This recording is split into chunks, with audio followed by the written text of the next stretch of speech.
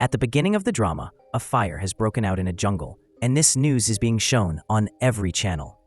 Then we see Sun-mi, who is going to school. As soon as she reaches school, all the students tease her by calling her a ghost. When she reaches her desk, she also finds written there, "This school is for humans, not for ghosts." Then, a teacher comes into the class and asks everyone to stand up, but only Sun-mi stands. Seeing her, all the students say, "What is she doing?" Actually, no teacher had come there. She was a ghost that only Sun-mi could see. As soon as that ghost comes near Sun-mi immediately opens her umbrella. The rest of the children, seeing this, run away from there out of fear. After this, when Sun-mi is going home from school, the same spirit follows her and says, "Come on, let's study together." When Sun-mi refuses, that spirit starts to bother her. Just then, a man comes who has a different kind of umbrella in his hand. When he opens the umbrella, that spirit disappears. That man's name is Wang. Sun-mi asks him, "How did you do that?" Wang smiles and shows the same trick again. When Sun-mi tries with her, nothing happens. Wang says, "I am a fairy. I was looking for a special human like you. I need your help." Sun-mi says, "I will help, but in return, I want your umbrella." Wang agrees to this. Then he brings her to a place, shows her a path and says, "You will find a small house ahead. Princess Iron Fan's fan is there. You know a fire has been raging in the jungle for a week, and I need that fan to extinguish that fire. If you bring the fan, this umbrella is yours." As Sun-mi starts to leave, Wang tells her, "If you see or hear anything strange there, ignore it and quickly come back with the fan." Then Sun-mi follows that path. Ahead, she sees that house. This house is not visible to normal people. Only special people can see it. Sun-mi goes inside that house and finds that fan there. She picks up the fan and starts to go back. Just then, she feels someone is there, so she comes down to see. Then a boy appears in front of her. Sun-mi gets scared seeing him. Sun-mi, remembering Wang's words, remains silent and ignores him. He lifts her up and says, "One doesn't go to someone's house empty-handed. You should have brought some gift." When Sun-mi says nothing, he speaks, "Humans can neither see me nor hear me," and puts her down. Then as Sun-mi starts to leave, he drops her umbrella and says, as soon as Sun-mi picks up the umbrella, he smiles and while smiling says, "You can hear me. A fairy asked me to bring a fan. Did you make a deal with him?" Sun-mi answers in the affirmative. So he says, "When you leave here, spirits will attack you. Come with me." Then, while going forward, he says, "Extinguish all the candles." When Sun-mi starts extinguishing the candles, seeing this, Sun-mi comes to him and says, "Can't you extinguish them? Will I have to do this work too? If you extinguish the candles, then I can go out from here." Sun-mi says, "Won't doing this be dangerous?" He denies it and explains, "The 5 candles on Marble Mountain have imprisoned me. Only if you get me out of here can I protect you." Sun-mi asks him to make a deal. He asks for her condition. Sun-mi says, "I see spirits, so you have to protect me from them." Sun-mi asks his name, so he tells her, "Whenever you are in any problem, take my name. I will immediately come to you and protect you." Their contract is made.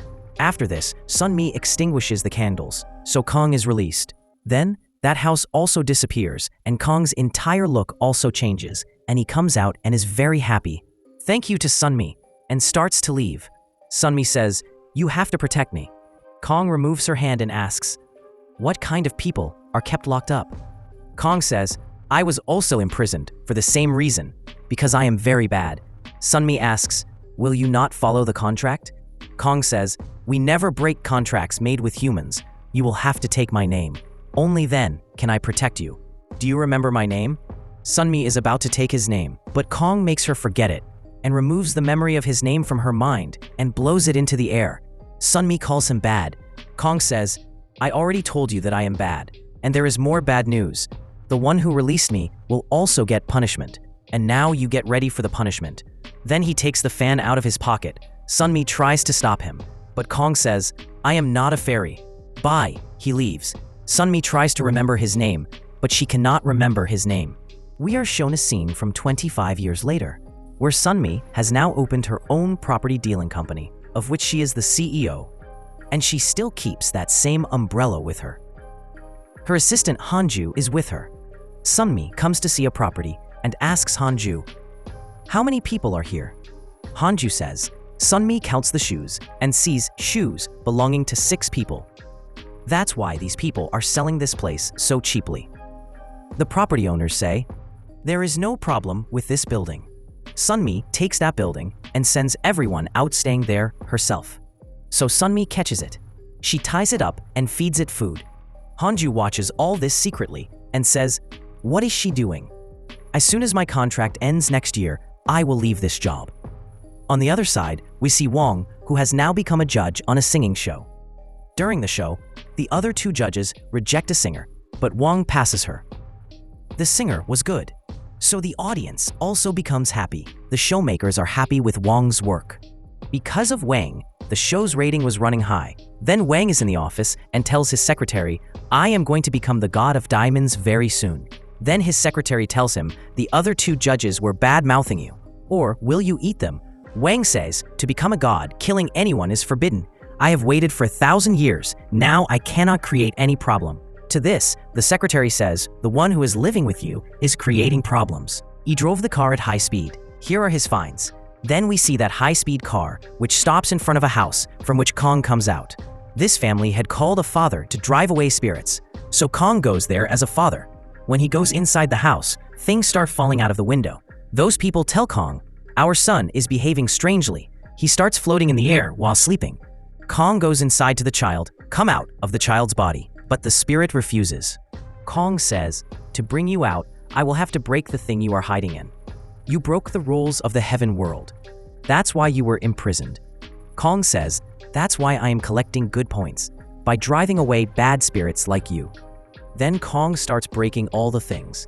As soon as he is about to break a doll, the spirit says, "I will go somewhere else from here." Kong refuses and is about to break the doll when the spirit reveals, "I have seen Sam Jang. You will become the most powerful." Kong asks, "Is Sam Jang really in this world?" The spirit shows its hand, which has bite marks, and says, "I have left similar marks on her body. If you leave me," while Kong is talking to the spirit, the doll behind him moves to hit him. But Kong strikes it first and says, "Nice shot." The spirit immediately disappears. Then Kong comes out and says, "Then the real father also arrives there. Which area are you from?" "I am directly from there." Saying this, he takes his coat and leaves. After this, Kong comes to the ice god and says, "Your business is not doing well. Don't worry about me. You think about how you will go back to heaven. Today you caught a doll. Maybe you will get a promotion from this." Kong says, "This time, the ban on drinking in heaven will also be lifted. I have saved 2,983 bottles." The ice god says, "I hope you can go back to heaven when you have 3,000 bottles." Because of the ice god, a problem had been created earlier, so the ice god was also sent to live with humans. Kong asks him about Sam Jang. The ice god says, "Sam Jang's blood smells like a lotus flower. I've only heard about her, never seen her." Kong says, "As soon as I find her, I will eat her." At night, Wong comes to his house. The watchman gives him a flower pot and says, Wang says, "Tell him to come and get it himself. I called, but he is not picking up the call, so you take it." Wong says, "He has been bothering me. I will kill him one day." Then coming inside, Wang sees that Kong has put his coat on his statue. He picks up the coat and goes to Kong, who is watching TV. Wang angrily says, "Why don't you keep your clothes in your room?" Kong says, "I am watching your show. It's a very good show." Wang asks, "When are you going back to heaven?" Kong replies, "I have been called tomorrow. You were the one who saved me from Marble Mountain." Wang says, "I didn't want it to happen like that. It all happened by mistake, and taking responsibility for this mistake, I have kept you in my house." Saying this, he leaves. Maybe his mood is bad. He is saying this.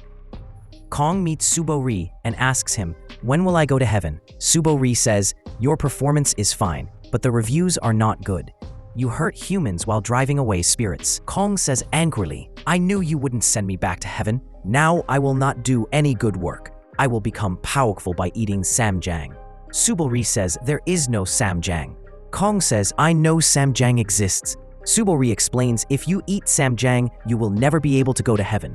Kong says, "I will find her and eat her." Saying this, he leaves from there. Subo Ri comes to Wang and tells him everything. Is Samjang really in this world? Subal-ri says yes. She is the one who released Kong.